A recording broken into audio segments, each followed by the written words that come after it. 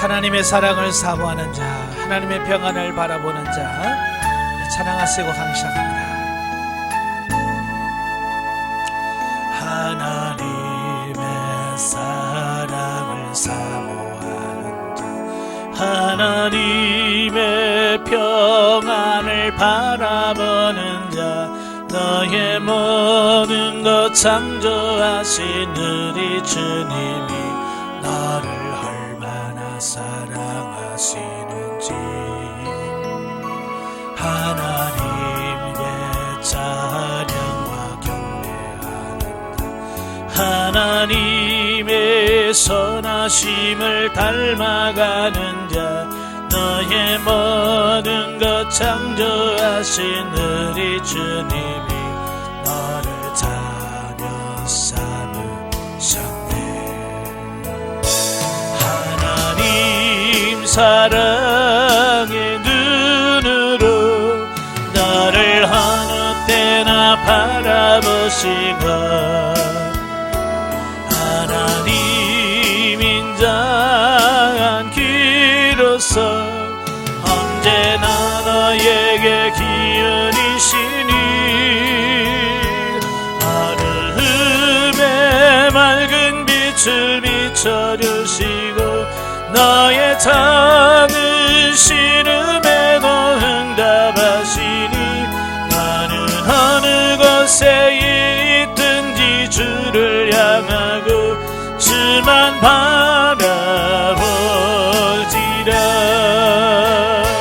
하나님 사랑의 눈으로 너를 어느 때나 바라보시고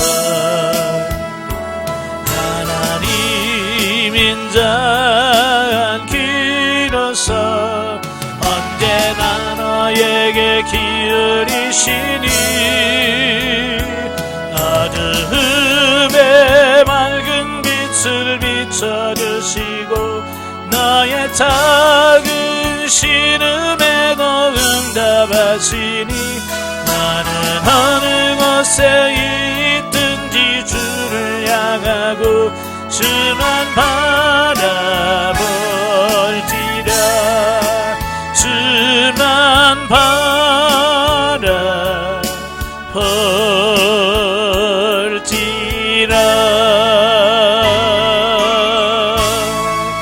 아멘. 기도하겠습니다. 은혜로우신 아버지 감사합니다. 오늘도 우리를 사랑하셔서 훈련의 장소 인도하시고 히브리서의 말씀을 같이 상고하게 하셔서 감사합니다. 오늘 말씀을 날 때 그 말씀들이 살아있는 말씀이요 생명의 말씀이 될 수 있도록 성령님 도와주옵소서. 시종을 맡겨오며 예수님의 이름으로 감사하며 기도합나이다. 아멘. 오늘은 히브리서 2장을 보도록 하겠습니다. 히브리서 2장의 내용은 그리스도에 대한 불순종에 대한 경고, 또 그리스도의 한시적인 비하의 의의가 뭔가, 이 두 가지를 말씀해 주고 있어요. 첫째 1절부터 4절까지 보면 그리스도에 대한 불순종의 경고입니다. 그러니까 1장 1절부터 14절까지 해서 뭘 말씀하냐면 하나님의 영적 피조물인 천사들과 비교하여 그리스도가 절대적으로 탁월하다는 사실을 이미 말씀을 했어요. 그죠? 그때 당시에는 천사를 숭배하는 사상을 갖고 있었거든요. 그래서 많은 사람들이 숭배 대상으로 천사를 생각을 했어요. 근데 1장 14절에서 뭐라고 말씀합니까? 모든 천사는 섬기는 영으로서 구원받을 상속자들을 위하여 섬기라고 보내심이 아니냐. 천사는 절대로 숭배 대상이 아니. 천사는 뭐냐? 구원받은 우리를 섬기라고 하나님께서 보내준 영이라고 말이에요. 그래서 우리가 이 천사를 숭배하면 안 되고요. 예수 그리스도는 하나님의 아들이셔요. 이 천사들은 피조물이에요. 하나님께서 만든 피조물이지만 예수 그리스도는 온 세상을 만드신 창조주이시오. 참 하나님이란 말이에요. 그러니까 천사하고 예수님은 비교가 안 되는 거죠. 비교 안 돼요. 자, 그래서 그 당시 박해 가운데 있던 성도들에게 내재한 배교의 위험성을 경계하고자 하는 본서를 기록한 목적에 따라 기회를 놓치지 않고 하나의 실천적 권면을 사파적으로 제시하고 있습니다. 즉 그리스도는 천사보다 뛰어나시다는 1장 4절부터 14절에 기록된 너무나 분명한 사실을 전제할 때 과거의 천사와 선지자를 통해서 주신 말씀도 어겨도 그에 상응하는 하나님의 공의의 심판을 받는다면 그보다도 크신 그리스도께서 친히 선포한 복음을 무시하거나 거부한다면 더 큰 하나님의 심판을 받지 않겠느냐. 자, 그걸 말씀해 주고 있는 겁니다.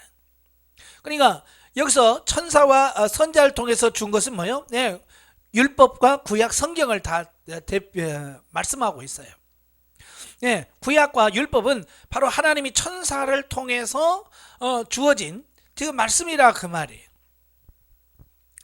그래서 이 구약 성경, 이 천사를 통해서 전해준 말씀도 어기면 거기에 따른 하나님의 징계와 심판이 있었단 말이에요.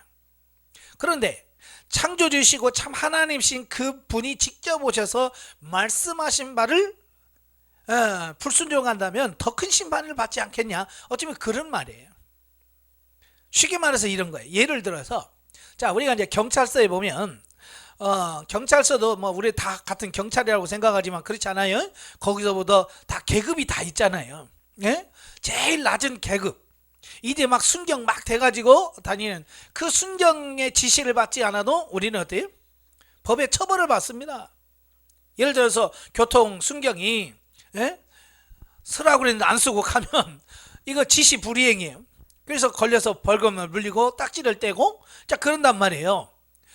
자, 보세요. 이렇게 말단 제일 계급이 낮은 순경의 지시도 우리가 불순종하면 거기에 따른 딱지와 벌금이 주어지는데, 만약에 경찰서장이라든지 경찰청장이라든지 대통령이 말씀하셨다면 안 듣는다면 어떡하겠어요? 그 말단 순경의 말보다 어떡하겠어요? 더 큰 징계를 받지 않겠냐, 그 얘기거든요. 그러니까 그 지음받은 피조물인 천사를 통해서 주어진 말씀도 어기면 거기에 따른 심판이 주어진다면 그 천사를 지으시고 창조하신 그분이 말씀하신 어떤 그런 부분을 범했다면 더 큰 심판을 받게 될 것을 말씀해주고 있습니다. 예. 그러므로 본서의 저자는 독자들에게 그리스도로 말미암는 구원을 진지하게 받아들이고 그의 말씀을 그대로 삶 속에서 실천하라고 적절한 곳에서 적절하게 경고해 주고 있다라고 하는 사실이에요. 예. 그러니까 결국 예수 그리스도의 말씀을 버리면 안 된다. 예수 그리스도 말씀이 뭐예요? 예. 오직 하나님을 믿으라는 거죠. 예, 나를 믿으라. 내가 구원자라. 바로 예수 그리스도의 복음을 말하거든요. 예, 왜 이런 말 하냐면 그 히브리서 기자가 이 히브리서를 기록한 동기와 목적에 대해서 이미 설명을 드렸는데요. 바로 너무 핍박이 심한 거, 유대교의 핍박과 로마 정부의 핍박이 심하니까 이 교회 다니던 신앙생활 하던 분들이 너무 핍박 속에서 야, 너무 힘들다, 어떻게 하면 이 핍박을 벗어날 수 있는 길이 없을까라고 생각하다가 에이, 모르겠다, 예, 복음 이거 보고 나 좀 이 어려움만 안 당했으면 좋겠다. 그래서 그렇게 생각하다 보니까 어떻게, 에이, 옛날로 다시 돌아가야지, 기독교에서 유대교로 다시 돌아가려고 하는 시도를 한단 말이에요. 바로 이제 그런 시도에 대해서 아니다, 그러면 안 된다라고 하는 것을 지금 말하려고 지금 이 성경을 기록한 거잖아요. 그러니까 믿음에서 떠나면 하나님의 징계와 심판이 반드시 있을 거라, 그걸 말씀해 주고 있는 거예요. 그러니까 이 말은 결국은 예수님 떠나지 마라, 네. 기독교에서 다시 유대교를 하나 아니면 불신자로 옛생활로 돌아가지 말라, 그 경고의 말씀이다라고 볼 수 있죠. 자, 그러면서 뭐라고, 여기 보면 그의 말씀을 그대로 삶 속에서 뭐라고요? 실천하라고 주신 말씀이에요. 자, 오늘날 우리 성도들의 모습 속에서 가장 큰 문제가 뭐냐면 바로 이게 말씀과 삶, 예, 실천적인 삶이 따로 논다는 거죠. 예, 일치가 되어야 되는데 따로 노는 거예요. 다시 말해 말씀을 말씀이고 삶을 삶인 거예요. 다시 말해서 삶 속에서 하나님의 말씀으로 사라지는 삶이 나오지 않는다는 거예요. 그래서 우리가 예수 그리스도를 믿고 신앙생활을 하지만 능력 있는 신앙생활을 할 수 없다. 실천할 때에 하나님의 능력이 임하고 실천할 때 그 속에서 삶 속에서 실천적인 어떤 능력이 나타날 텐데 그러지 않는단 말이에요. 실천하지 않으니까 어때요? 삶 속에서 전혀 어떤 복음적인 능력이 나타나지 않고 있는 거예요. 하나님의 말씀에 실천하시길 바라요. 그때에 바로 우리의 삶이 진리가 되고 생명이 되어집니다. 자, 그다음에 이제 두 번째 단락은 2장 5절부터 18절까지가 그리스도의 한시적인 비하와 그 의미에 대한 말씀을 합니다. 여기서 이제 비하라고 하는 말은 자기 자신을 남보다 더 낮추는 걸 말해요. 다른 사람보다 더 자기 나를 낮추는 걸 비하라고 그래요. 그러니까 예수 그리스도가 하나님이시잖아요. 그죠? 온 만물의 창조주이시에요. 근데 그분이 뭐냐? 우리 인간과 같은 존재로 낮아지셨다는 거야, 스스로. 자, 이걸 말씀해 주고 있어요. 자, 1장에서 그리스도가 하나님의 아들로서 하나님과 동등한 권세와 능력과 지위를 가지고 있기 때문에 천사보다도 우월하다고, 월등하다고 이미 논증하고 있습니다.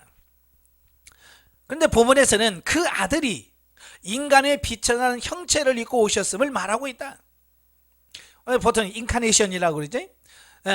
예수님이, 하나님이 인간이 되신 거예요. 성육신이란 말이죠. 인간이 되셨어요. 자, 여기서 하나님이 우리 인간이 된 자체가 뭐냐? 그게 비하란 말이에요. 하나님이 인간의 몸, 죄의 몸을 가지고 이 땅에 오셨다는 그 자체가 뭐요? 그게 자기 비하라고 하는 사실이에요. 예를 들어서 이런 거죠. 예를 들어서 예전에 보면 뭐 그런 재미난 얘기들 있잖아요. 왕이 서민들이 어떻게 사는지 보려고 밤에 평복을 입고 세상을 이렇게 돌아다니잖아요. 돌아다니는 어떤 그런 이야기들이 종종 들려오잖아요. 그런 거예요. 왕이 평민의 복장을 벗고 평민의 삶을 살아가 보는 거. 자, 이걸 비하라고 할 수 있어요. 마치 하나님이, 왕이신 하나님이 우리 인간과 같은 비천한 몸을 가지고 오시는, 그걸 얼마나 자기 자신을 비하시켰는지를 모르죠. 그럼 왜 하나님이신 예수님이 인간의 몸을 가지시고 오셔야만 되는가라고 하는 거예요. 그것은 인간만이 인간의 죄를 속죄할 수 있어요. 그죠? 그래서 하나님이 우리 인간의 죄를 속죄하려면 인간이 되셔야 돼. 인간이 되지 않으면 우리 인간의 죄를 씻을 수가 없어요. 그래서 하나님이 우리의 죄를 없이 하려고 우리와 똑같은 인간의 몸을 입고 이 땅에 오셔서 인간이 되셔서 우리의 죄를 사하신다는 거예요. 자, 그러나 그것은 죄의 노예 상태가 있는 인간들을 대신하여 죽으심으로 그들에게 생명과 영광과 충만을 주시기 위함이지 결코 영원히 자기를 비하시켜 낮은 자리에 있기 위함이 아니라. 그러니까 예수님의 그 자기 비하는 일시적이라는 거예요. 영원한 게 아니고 일시적이다. 언제까지? 우리 인간을 구원해서 하나님의 나라를 들어갈 수 있는 데까지, 바로 거기까지, 인간의 구원을 완성할 때까지만 일시적으로 인간의 몸을 입으셨다는 거예요. 쉽게 말하면 예수님께서 십자가에 못 박혀 죽으실 때까지, 그죠? 죽으실 때까지만 인간의 몸을 입고 계셔요. 이제 죽고 부활하실 때는 어때요? 그 예수 그리스도의 몸이 죽고 썩을 인간의 몸이 아닌 영원한 영체로 바뀌어지잖아요. 그래서 바뀌어지니까 어때요? 제자들이 무서워서 그 다락방에서 문을 꽁꽁 들어잠그고 있을 때 그 문을 통과해서 바로 그들 중 모여 있는 자리에 들어갔잖아요. 우리 육신을 입고 있는 우리 보통 사람들은 벽을 통과할 수가 없지요. 문을 닫으면 못 들어갑니다. 그러나 예수님은 어때요? 그걸 통과하셔서 샬롬 그러잖아요. 바로 이게 변화된, 새로워진, 그때는 더 이상 우리와 같은 인간의 몸이 아니신 그런 것을 보게 됐죠. 그러니까 예수 그리스도의 비하는 한시적이라 그 말이에요. 예. 따라서 저자는 그리스도께서 하나님의 백성들을 구원하시는 이 땅에서의 사역을 완성하면 승리의 주로서 다시 본래의 신적 지위를 회복하여 천사보다 우월한 지위에 있으리라는 것을 논증한다. 그러니까 구원하시러 이 땅에 육신을 입고 오실 때는 예수님도 천사보다 못하죠. 예. 왜? 육신을 입고 있는 한은 천사보다 어떻게 할 수가 없어요. 왜? 육신의 제약을 받을 수 있기 때문에. 그래서 예수님도 동시에 두 곳에 있을 수 없고, 예, 벽을 통과할 수가 없고, 예, 열심히 일하면 피곤해서 배에서 고무를 비고 주무셔야 되고, 예, 식사하지 않으면 배가 고파. 그래서 무화과 나무 밑에서 무화과를 찾을 수밖에 없는. 왜냐? 그 육신을 입고 있기 때문에 육신의 한계는 그런 거예요. 그러나 예수 그리스도께서 아까도 말한 것처럼 그런 비하의 시기는 잠시 잠깐이라고 말이에요. 예, 언제까지? 예, 인간을 구원할 사역이 마무리될 때까지. 그래서 끝나고 나서는 예수님이 부활하시고 승천하시고 지금 하늘 보좌에서 이제 심판주로 다시 이 땅에 오시겠다라고 말씀해 주고 있습니다. 그러니까 육신을 입고 있을 동안에는 우리 예수님이 인간과 똑같죠. 예, 천사보다 못한 상태예요. 그러나 부활하시고 승천하시고는 천사보다도 우월한 지위를 갖고 있다는 거예요. 자, 그리고 저자는 또한 이것을 논증하면서 인간을 대표해서 인간의 몸을 입으시고 이 땅에 오신 그리스도는 앞으로 언급될 대제사장으로서의 지위를 감당할 기초를 완전히 닦아 놓으셨다는 것을 독자들에게 암시시켜 주고 있습니다. 이 말이 무슨 말이에요? 네, 대사장이 되려면 누가 돼야 돼요? 인간이 돼야 돼요. 그렇죠? 인간이 되셔야 우리의 대제사장이 되어서 될 수 있는 어떤 그런 발판을 다 마련해 놓으신 거죠. 자, 한편 저자가 이처럼 그리스도가 성육신하시고 고난받으시고 죽으신 것은 자기 백성의 구원을 위한 목적을 지니신 것과, 예, 인간 구원을 목적으로 하나님 예수님이 육신을 입으셨다는 거예요. 그 다음에 그것도 시간적으로도 한시적인 비하라. 예수 그리스도 십자가 못 박혀 죽으시기까지. 또 영원한 비하가 아니라는 것을 논증하는 것은, 왜 그러면 이런 말을 계속 하느냐? 당시 유대인들이 그 성육신하신 그리스도는 비천한 인간의 몸을 입고 있었으므로 천사보다 못한 존재이거나 그보다 못한 존재가 되었다고 주장하기 때문에 그 오해를 불식시키기 위함이었다라고 하는 거예요. 그러니까 이것은 그때 당시 유대인들이 가지고 있었던 오해를 풀기 위한 설명이라고 하는 거죠. 왜냐하면 그 유대인들은요, 천사보다 못한 예수님의 모습을 직접 봤잖아요. 그죠?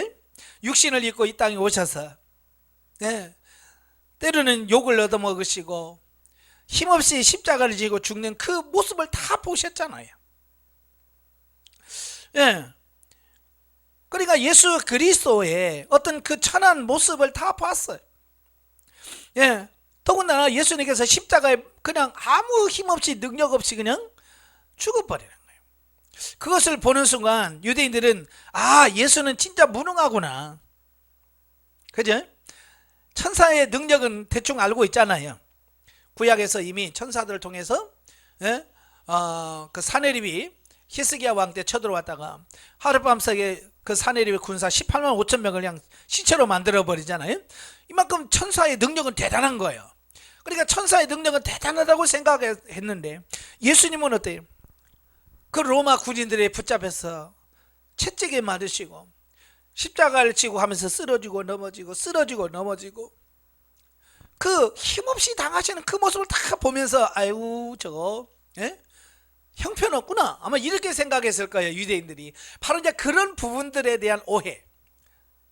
보통 그러죠. 알면 에이 그거 다 내가 알아 라고 하는 그런 부분이죠.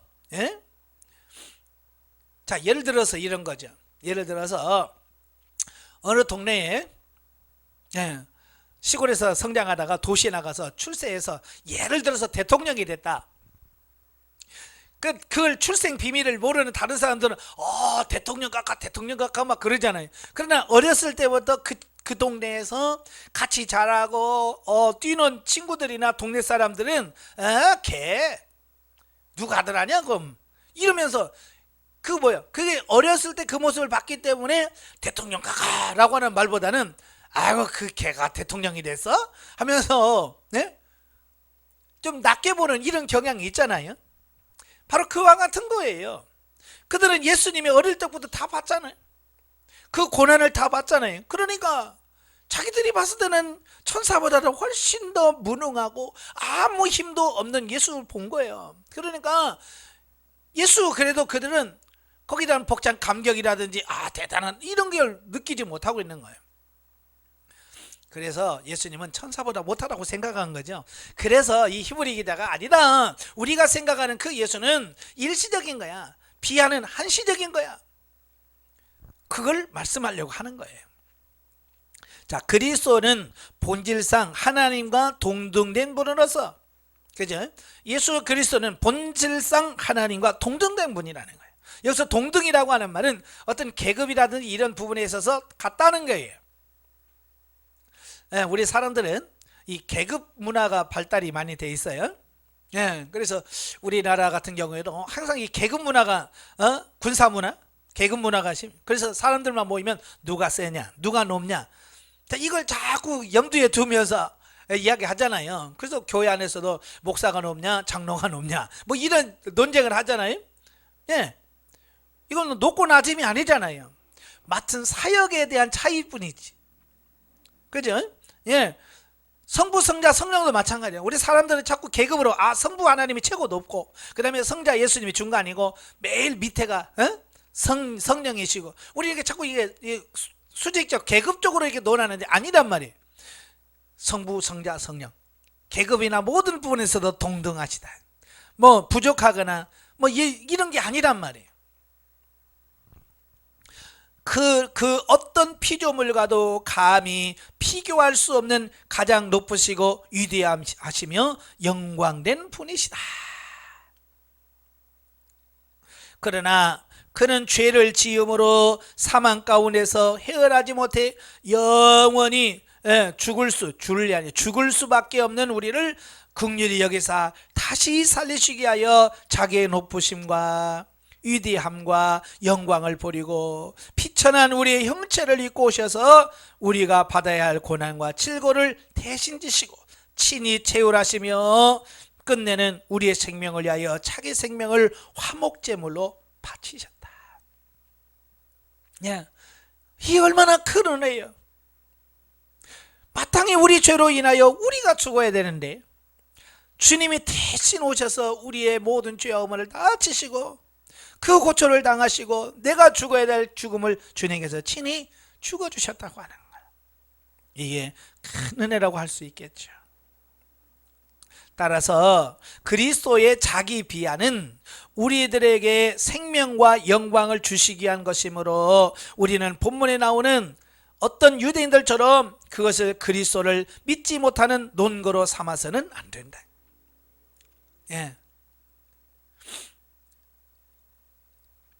오히려 감사의 근거로 삼아요. 도리어 감사해야 돼요. 우리가 무엇이 간데 하나님이 우리와 똑같은 몸을 입으시고 이 땅에 오셨습니까?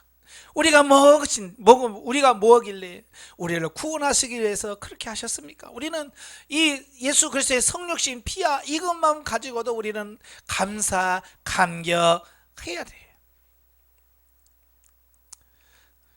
자, 하나님이시면서도 우리 인간을 구원하시기 위해 스스로 낮아지신 그리스도를 항상 묵상하며 감사하고 또 그 감사로 부응하여 우리도 다른 이들에게 조그만한 일에서부터 희생하고 양보하는 삶을 살아야 할 것이다.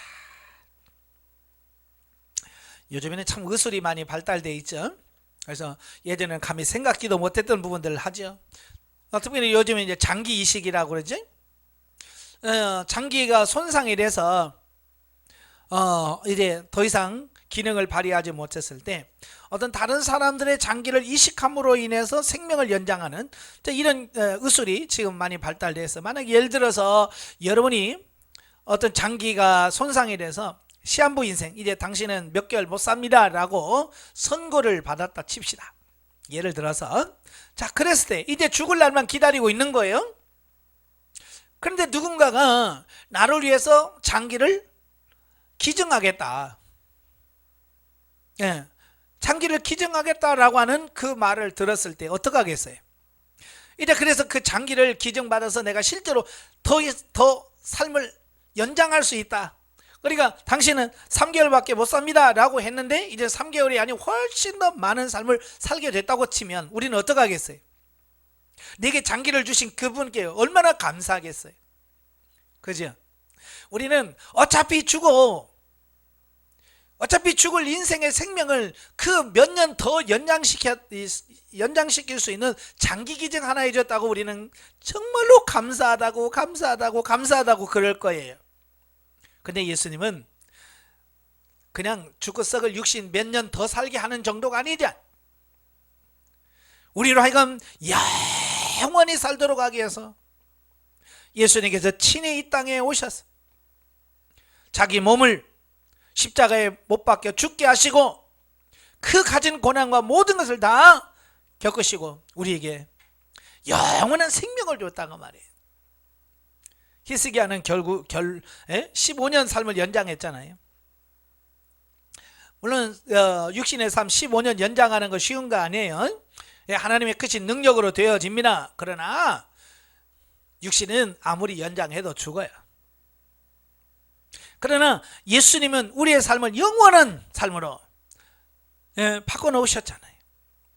이제 우리는 소망을 가지시고 주님의 은혜에 감사하시길 바랍니다. 네. 그래서 예수님을 본받아서 예수님이 우리를 위하여 희생하셨잖아요. 헌신하셨잖아요. 마찬가지로 예수 그리스도를 본받아 예수님을 닮아서 우리도 양보하고 희생할 수 있는 삶이 되면 좋겠어요. 오늘 이 시대는 양보를 모르고 희생을 모릅니다. 참 이런 시대에 정말 예수 그리스도를 본받아야 될 줄로 믿습니다. 자, 영적에 보죠.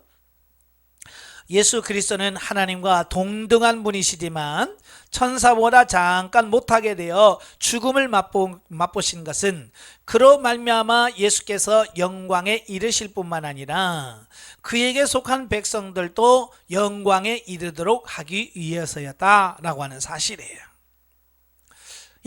그러니까 예수님께서 이렇게 하신 이유는 결국 우리로 그렇게 하게 만들어 주시겠다라고 하는 어쩌면 약속, 본이라고 할 수 있겠죠. 시범, 모범 이런 거죠.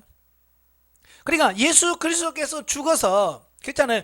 친히 십자가 못 박혀 죽었지만 그가 부활하시고 영원한 삶을 살아셨잖아요. 그래서 이런 걸 통해서 우리에게 뭘 보여주느냐? 우리도 죽으면 그와 같이 영원히 사는 존재로 바뀌어진다라고 하는 것을 우리에게 보여주고 있습니다. 예수님이 죽은 다음에 그렇게 됐잖아요. 그죠? 마찬가지예요. 우리도 이런 예수님처럼 영원한 생명을 유지하고 영원한 삶을 살려면 뭐 해야 돼요? 첫째, 죽는 과정이 필요합니다. 살기 위해서는 죽어야 돼. 근데 사람들이 죽으려고 안 해. 왜 오늘날 영성적 삶이 안 나오느냐? 죽어야 되는데 안 죽으려고 하는 거예요.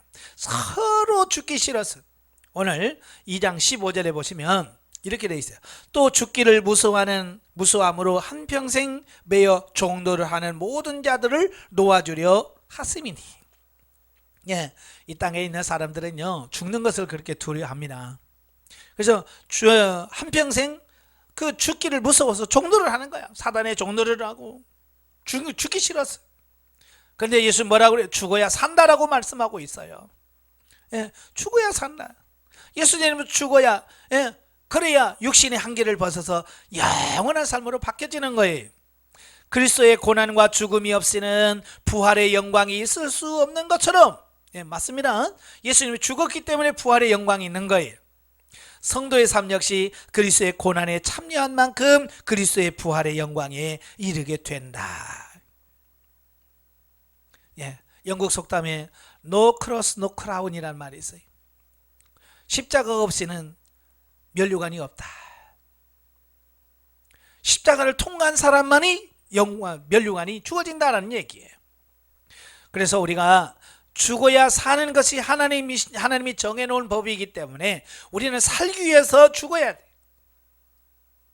또 죽기 위해서 살아야 되고, 죽으면 영원히 산다. 이 영적 원리를 우리가 정확하게 이해하시기를 바라요. 그래서 자아 파쇄와 영의 해방이라는 책을 보시면 하나님은 우리를 자아를 철저하게 죽이시고 파쇄시키길 원하시는 거야. 왜? 그래야 우리가 영원히 살 수 있고, 우리 안에 갇혀있는 영이 하나님과 원하는 관계와 교제 속에서 날로 새로워질 수 있는 은혜가 있기 때문에 그래요. 그래서 고린도후서 4장 16절에 뭐라고 되어 있어요? 겉사람은 낡아지나 우리의 속사람은 날로 새로워지도다. 예? 이 겉사람, 육체는 시간이 가면 갈수록 어때요? 낡아집니다.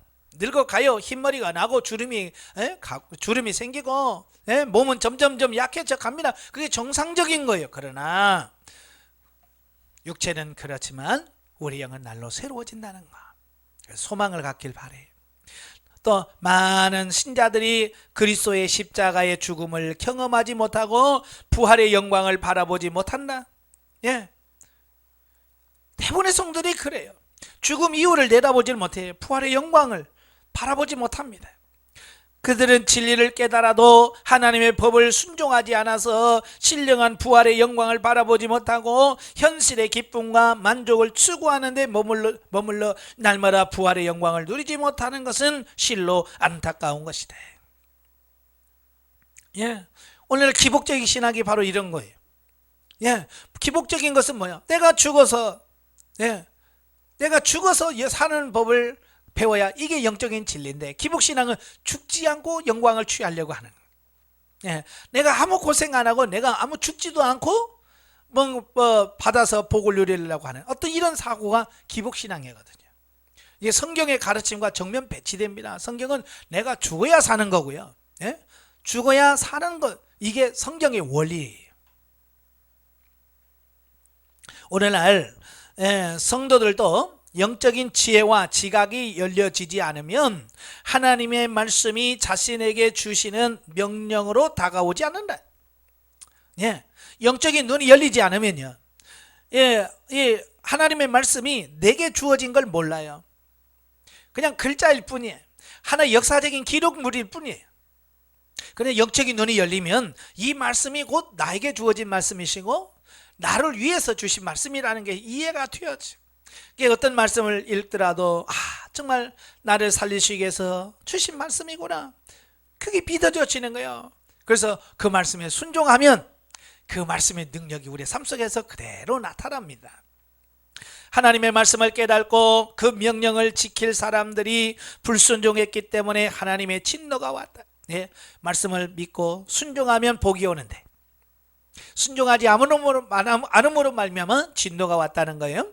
또 여호수아와 갈렙은 순종했기 때문에 가나안 땅으로 인도하셨고 광야에서 불순종한 자들에게 진노하셨다. 우리가 하나님이 주신 영적 가나안에서 진정한 안식을 누리지 못하는 이유는 우리가 불순종하기 때문이다. 그래요. 아무리 하나님의 축복의 말씀이 주어져도 우리가 하나님의 말씀을 불순종하고 순종하지 않으면 그 말씀이 우리와 아무 상관없어요. 그러나 그 말씀을 지켜 행하면 바로 그 말씀이 내 삶 속에서 진리가 되고 생명이 되어지는 귀한 역사가 나타납니다. 그래서 여러분도 순종하시기를 바라요. 강의를 통해서 듣는 말씀, 또 성경 말씀을 통해서 주어진 말씀, 또 여러분이 주의 음성을 통해서 방언 통역 예언을 통해서 주어진 하나님의 음성, 또 꿈이나 이상과 여러 가지 부분을 통해서 하나님께서 주어진 모든 부분들을 어찌하든지 순종하시길 바라요. 순종하는 자에게 하나님이 축복하시고 은혜를 베푸십니다. 자, 마지막으로 오늘 2장에서 성경 계시 발전사적 이해를 한번 보도록 하죠. 자, 오늘 18절을 보면 그런 말씀이 있어요. 그가 시험을 받아 고난을 받으셨은즉 시험 받는 자들을 능히 도우실 수 있느니라. 자, 여기 시험이란 말이 나와요. 자, 이 시험이라고 하는 말을 우리 계시 발전사 쪽으로 한번 살펴보도록 하죠. 네, 시험이라고 하는 말을 우리 국어 사전에 찾아보니까 이렇게 되어 있어요. 사람의 됨됨이를 알기 위하여 떠봄이라고 되어 있어요. 그러니까 그 사람이 어떠냐, 성품이 어떻고 인격은 어떠냐라고 하는 것을 알아보기 위해서 이렇게 떠보는 걸 말하잖아요. 그걸 테스트, 시험이라고 되어 있죠. 히브리어는 니사라고 니사는 시험하다, 시험에 보다, 유혹하다라고 해석을 하고 번역을 하고요. 또 마사 있죠, 마사. 네, 마사라고 하는 말은 시험, 유혹이란 말이에요. 헬라어는 페이라조는 시험에 보다, 죄를 짓도록 꾀다, 유혹하다. 자, 그런 말이고, 페이라스모스는 시험, 유혹이란 뜻입니다. 그러니까 이 시험이라고 하는 말 속에는 두 가지가 담겨져 있어요. 하나는 테스트. 예, 아까도 말한 것처럼 됨됨이를 알아보기 위해서 떠보는 거죠. 실험해 보는 거예요. 이게 진짜인지 가짜인지 테스트해 보는. 자, 이것도 시험이라고 하고요. 또 템테이션이라고 해서 유혹이 있습니다. 이 두 가지의 의미가 같이 들어있어요. 이 시험 안에. 그래서 우리가 분별을 잘해야 돼요. 그리고 어떤 본문을 읽으면서 이건 하나님께서 테스트 하시는구나. 또 어떤 부분은 이건 마귀가 우리의 영혼을 파괴시키려고 유혹하는구나. 이걸 분명하게 아셔야 돼. 이걸 잘해야 되는데 이걸 잘못하고 시험이란 글자만 똑같다고 해서 오해하면 안 됩니다. 마귀가 주는 것을 이것도 하나님이 시험하네? 아니 그렇게 하면 안 되죠. 또 하나님이 시험하시는 것을 이것도 마귀가 주는 거네? 자, 그러면 대처하는 방법이 다르잖아요. 저도 예전에 그 방언 통역이 뭔지를 정확하게 알지 못했을 때 방언으로 기도하면 음성이 들려요. 음성이 들리는데 그게 방언 통역이란 걸 이해하지 못했을 때는 그걸 자꾸 이건 내 생각이고 마귀가 넣어준 생각이라고 자꾸 생각하니까 그 하나님께서 주신 말씀을 가지고 들으면서도 사탄아 물러갈지어다. 하나님께서 내게 주시는데 내가 분별을 못하니까 이 사탄아 물러가라. 왜? 나는 뭐라고 생각하냐면 이건 마귀가 나를 유혹한다라고 생각한 거예요. 이런 엉뚱하게 할 수 있어요. 그래서 분별이 굉장히 중요한 거예요. 그래서 시험과 테스트와 템테이션을 우리가 구분할 수 있는 그런 부분이 되셔야 됩니다. 그래서 성경에 보면 시험이란 말이 116회 나옵니다. 116번 나오고요. 유혹이라고 하는 말이 24회, 미혹이란 말이 58회 나옵니다. 그러니까 이 시험, 유혹, 미혹이라고 하는 말이 거의 한 200회 정도 나옵니다. 얼마나 많이 나오는지 몰라요. 그러니까 우리가 이 땅에 살면서 많은 시험을 받고 시험을 통과하고 있다는 것을 보게 돼요. 그러니까 나는 뭐 시험 안 받을래. 그게 아니라 내가 시험 받기 싫어도 나도 모르는 사이에 어느 사이에 먼저 우리는 시험을 들을 때도 있고 시험을 통과할 수도 있고 시험 가운데 있을 수도 있고 지금 이 순간에도 하나님이 우리를 시험하실 수도 있고 또 마귀가 우리를 시험할 수도 있고요. 그러니까 우리가 정신을 바짝 차리셔야 돼요. 자, 하나님도 시험하시고 마귀도 시험합니다. 근데 하나님의 시험은 테스트죠. 다시 말하면 영적으로 우리를 세우기 위한 과정입니다. 정말로 믿음이 있는지 없는지, 순종하는지 순종하지 않는지 이런 걸 봐서 거기에 대한 상급을 주시기 위해서 하나님은 테스트를 하는 거예요. 그래서 하나님의 시험을 통과하면 반드시 뭐가 있어요? 상급이 있어요. 열매가 주어집니다. 그러나 마귀도 똑같이 하죠.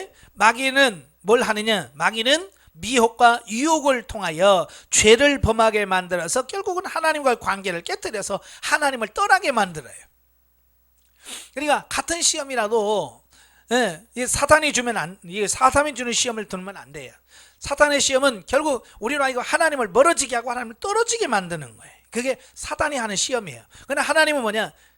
하나님을 떠나는 것이 아니라 더 하나님과 견고하게 되고 하나님과 더 바짝 붙어 있는 어떤 이런 부분이에요. 영적인 유익을 위해서 하나님은 시험하시는 거예요. 이걸 분명히 아시고 우리 성경 구절 한번 찾아보면서 보도록 하겠습니다. 시험은 둘이 합니다. 하나님도 하시고 사단도 합니다. 그래서 먼저 이제 사단이 하는 시험을 한번 보면 구약에서의 사단의 시험, 주로 이제 유혹이라고 할 수 있겠죠. 제일 먼저 나오는 게 창세기 나옵니다. 창세기 3장. 창세기 3장에 보면 에덴 동산에서 행복하게 살고 있는 아담과 하와에게 뱀이 나타나서 유혹을 하죠. 그 뱀은 바로 사단이 사주를 받은 짐승이라고 볼 수 있겠죠. 그래서 사단이 우리 인간에게 최초로 범죄하도록 유혹합니다. 이것을 먹어라. 네가 하나님처럼 되리라. 하나님같이 된다는 그 말에 속아서 그냥 그 열매를 따먹었어. 하와 자기도 따먹고 자기 남편에게도 주어. 그래서 인간은 이제 타락한 범죄한 인간이 되어야지. 이게 최초의 시험이고 유혹인 거죠. 자, 그 다음에 민수기에 보면, 민수기 25장에 보면 이스라엘 백성들이 광야를 다 통과합니다. 광야를 통과하고 이제 가나안을 향해서 쭉 갑니다. 40년 훈련을 받고 가데스에서 다시 재정비해서 이제 가나안을 향해서 가는 도중에 그 발락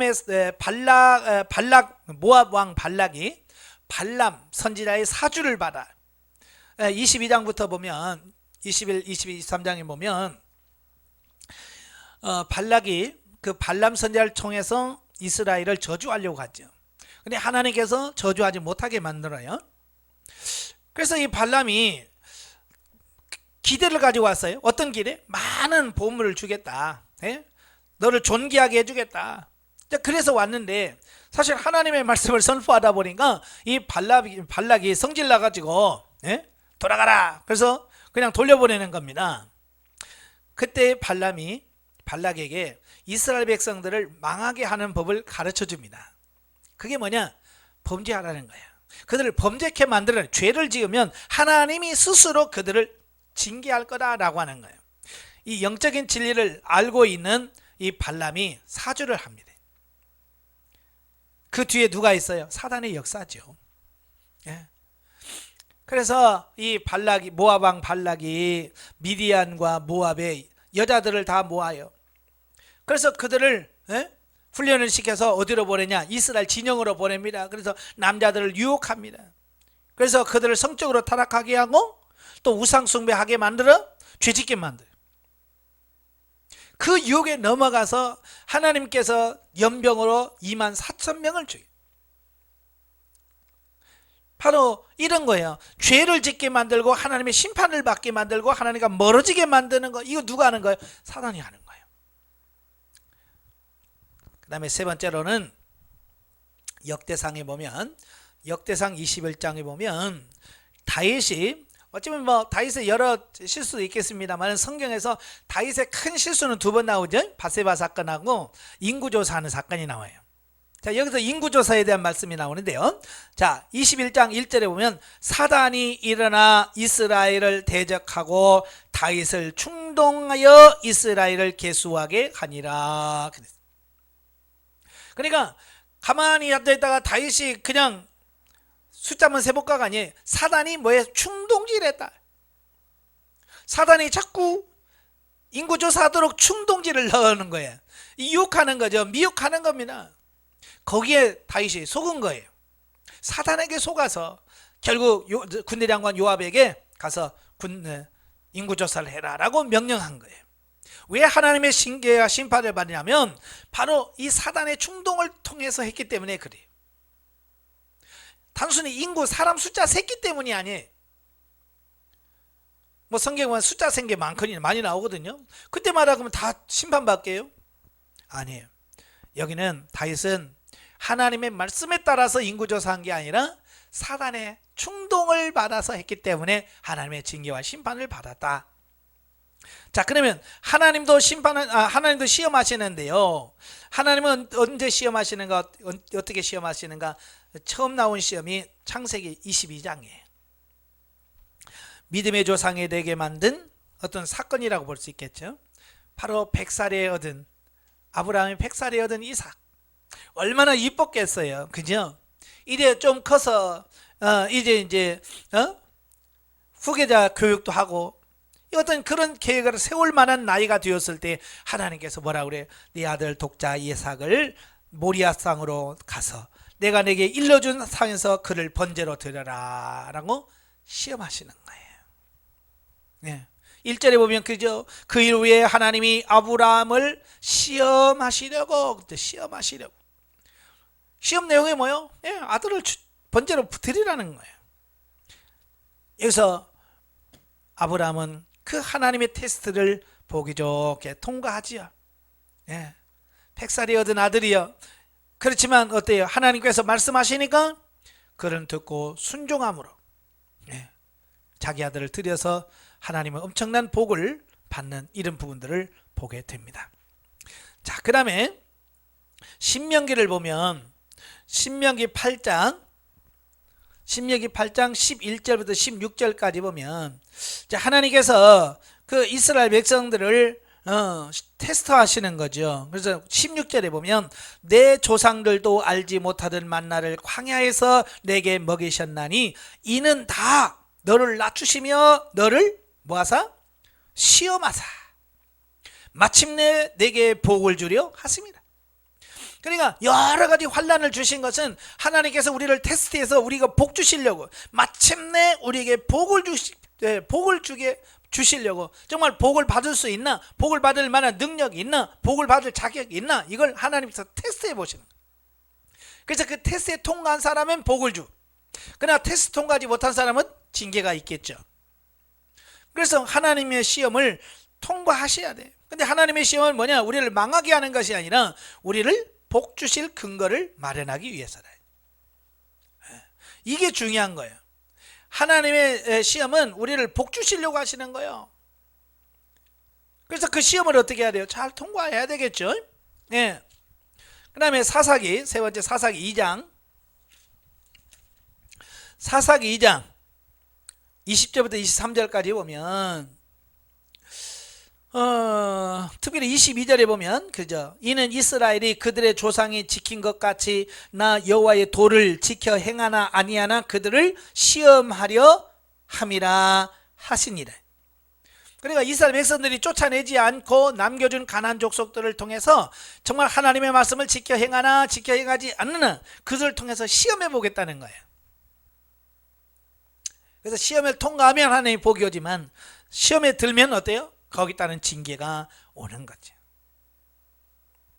자, 이렇게 마귀도 구약에서 마귀도 시험하고요, 예수님도 하나님도 시험하시는 거예요. 그러나 분명한 것은 마귀는 우리를 파멸에 이끌지만 하나님은 우리에게 복을 주실 근거를 마련하기 위해서 시험하신대. 그러니까 시험 자체는 어려움은 똑같은데 결과는 누가 하느냐에 따라서 이렇게 확인이 달라진다는 거예요. 그러면 신약시대에 오면 어떻게 변화가 일어나는가? 여러분, 신약시대도 역시 똑같아요. 사단도 역시 시험하고, 예, 하나님도 여전히 우리를 시험하신대. 이게 시험이 없는 적은 없어요. 계속해서 어찌 보면 이 세상이 마무리될 때까지 계속해서 하나님은 우리를 심판하시게 될 거다, 그 말, 시험하시게 될 겁니다. 그래서 우리 시험은 잘 통과하셔야 돼요.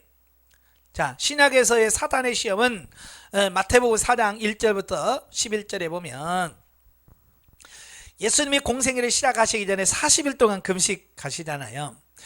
예, 광야에서 40일 동안 금식하고 있을 때 이 사단이 나타나서 뭐라 그래? 이 돌들을 취하여 떡을 만들어 먹으라 그러잖아요. 예, 그 다음에 성전 꼭대기에서 뛰어내리라 그러고요. 나한테 절하면 이 천하만국을 내게 그냥 주겠다라고 이야기합니다. 이 예수님마저도 시험하려고 하는 게 사단이. 그러니까 예수님도 시험했다면 이 땅에서 마귀의 시험을 피할 사람이 있어요, 없어요? 없어요. 모두가 다 시험은 다 시험을 받을 수밖에 없다는 것을 말씀해 주고 있어요. 목사도 시험 들 수 있고 장로도 시험 들 수 있고 신앙생활 오래 했어도 시험 들고 받을 수 있고요. 시험은 예외가 없습니다. 다 받습니다. 그 다음에 고린도전서 7장 5절에 보면 서로 분방하지 말라. 다만 기도할 틈을 얻기 위하여 합의상 얼마 동안 하되 다시 합하라. 이는 너희가 절제 못함으로 말미암아 사단이 너희를 시험하지 못하게 하려 함이라 그랬어. 자, 부부 사이에 서로 분방을 오래 하다 보면 성적으로 미혹을 받을 수 있다. 사단이 틈을 탄다고 말이에요. 그래서 부부간에는 서로 분방하지 말고 성적으로 타락하지 말 것을 말씀해 주고 있습니다. 사단은 이렇게 성적 유혹을 가지고 우리 성도들을 유혹하더라. 그러니까 이런 부분에서 우리가 정신을 바짝 차려야 되고요. 그 다음에 계시록 2장 10절에 보면 계시록 2장 10절에 보면 너는 장차 받을 고난을 두려워하지 말라. 볼지어다 마귀가 장차 너희 가운데 몇 사람을 옥에 던져 시험을 받게 하리니. 예, 여기가 마귀가 장차 너희 가운데 몇 사람을 옥에다 던져 시험하겠다. 예, 외부적인 교회 핍박 이런 걸 뭐라고 마귀가 주는 시험이다. 이렇게 얘기하고 있어요. 그러니까 마태복음부터 요한계시록까지 사단은 여전히 뭐한다? 시험한다. 그걸 말씀해 주고 있어요. 그럼 하나님은 시험 안 하시느냐? 예, 예수님도 직접 시험해 보시잖아요. 특별히 요한복음에 보면 요한복음 6장 1절부터 6절에 보면 오병이의 기적이 나오죠. 오병이의 기적 가운데 예수님이 빌립을 시험하시려고 뭐라고 그래요? 예? 우리가 어디서 떡을 사서 이 사람을 먹이겠느냐 하시니 이렇게 말씀하시면 친히 어떻게 하실지를 아시고 빌립을 뭐 하신다고? 시험하고자 하십니다. 그러니까 빌립의 믿음이 얼마나 있는지 예수님께서 테스트 보시려고 야, 이 사람들 다 떡을 먹여야 되겠다 라고 말한다는 거예요. 아니나 다를까 빌립이 뭐라고 그래요? 딱 계산이 나와서 아이고 이건 200데나리온의 떡을 가지고도 부족하겠는데요 라고 말한다는 거예요. 그러니까 이 빌립은 예수님께서 뭘 원하시는지를 아직 모르는 거죠. 예. 우리도 이렇게 의도를 모르면 시험에서 질 수밖에 없어요. 그러니까 어떤 환경이나 어떤 시험이 오면 제일 먼저 우리가 하나님께 질문할 게 뭐예요? 왜라는 질문을 내가 하라고 그랬죠. 그 원인이 뭐며 이걸 왜 주시는지, 왜 이 환경을 주며 왜 이 사건을 만나게 하는지 그 원인을 정확하게 이해를 해야 아 그렇구나 라고 깨달아지면 할 수 있는 거예요. 그걸 모르니까 우리가 실패하는 거예요. 그래서 어떤 사건이나 문제가 오든 항상 하나님 앞에 왜 이 문제를 주셨는지 하나님께 질문하시길 바래요. 자, 그 다음에 고린도전서 10장에 보면 13절에 보면 그래요. 사람이 감당할 시험 밖에는 너희에게 당한 것이 없나니 오직 하나님은 미쁘사 너희가 감당치 못할 시험 당함을 허락지 아니하시고 시험 당할 쯤에 또한 피할 길을 내사 너희로 능히 감당하게 하시느니라 그랬어요. 하나님께서는요 이 많은 시험들을 딱 가지고 우리들에게 계속 시험하고 계셔. 테스트해보고 계시는 거예요. 그래서 우리가 감당치 못할 시험 당함을 허락지 않는다는, 왜? 하나님 우리를 살리려고 하는 거지 우리를 죽이려고 하는 게 아니에요. 우리가 군인들이 강한 훈련을 받잖아요. 그 군인들을 강하게 훈련시키신 시키는 이유는 그들을 죽이려고 하는 게 아니에요.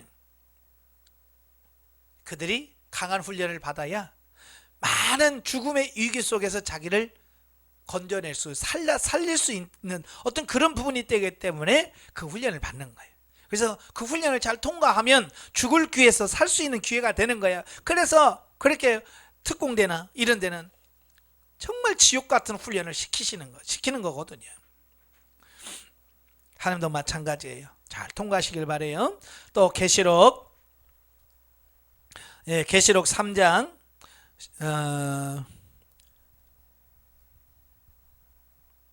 계시록 3장 10절에 보시면 3장 10절 보시면 내가 나의 인내의 말씀을 지켰은즉 내가 또한 너를 지켜 시험의 때를 면하게 하리니 이는 장차 온 세상에 임하여 땅에 거하는 자들을 시험할 때라.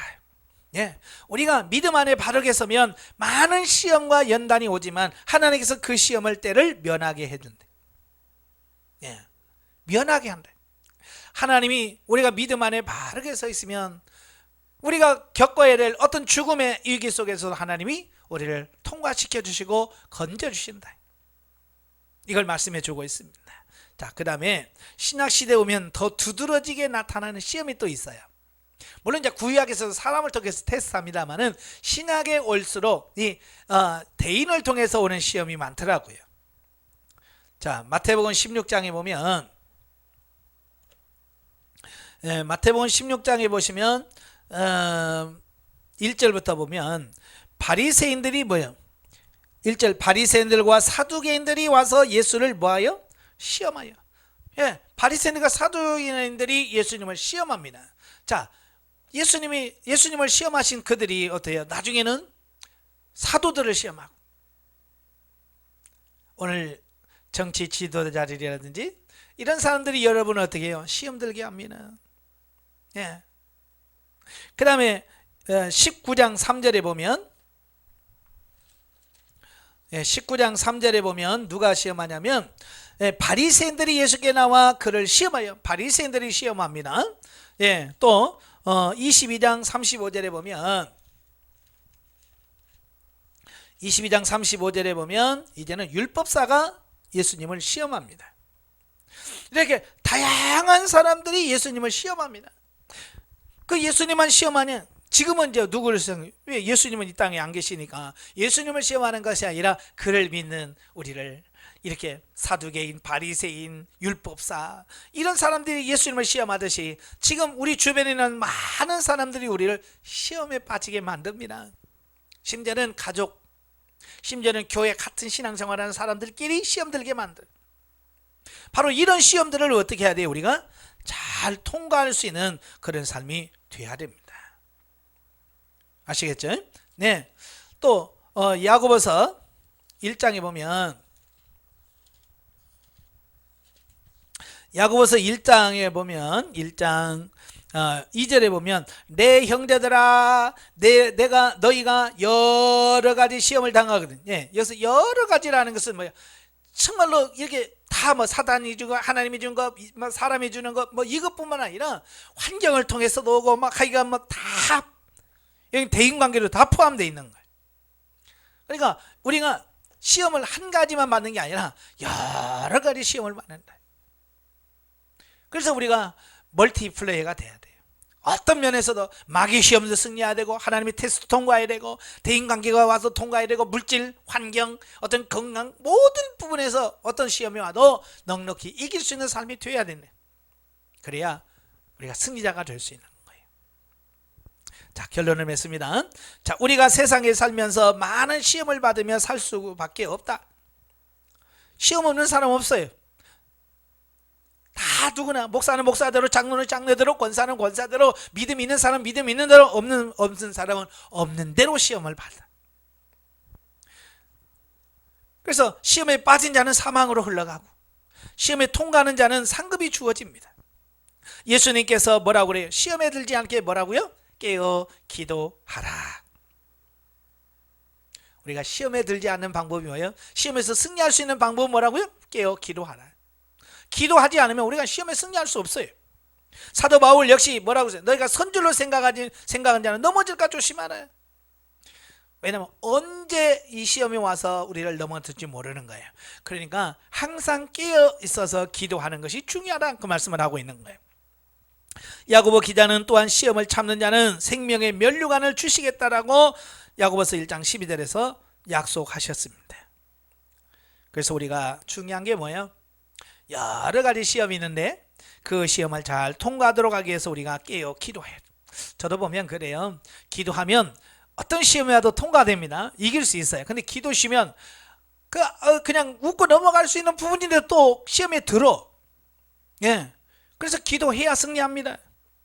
또 성도들 보면, 목사님 나 시험 들었어요 그러는데, 여러분 시험은 드는 게 아니라 통과하는 거라고 제가 누차 말씀드렸죠. 시험은 드는 게 아니라 통과하는 거라고요. 기도하시면서 어떤 시험과 연단이 와도 통과하시고 승리하시기를 주님으로 축원합니다. 기도하겠습니다.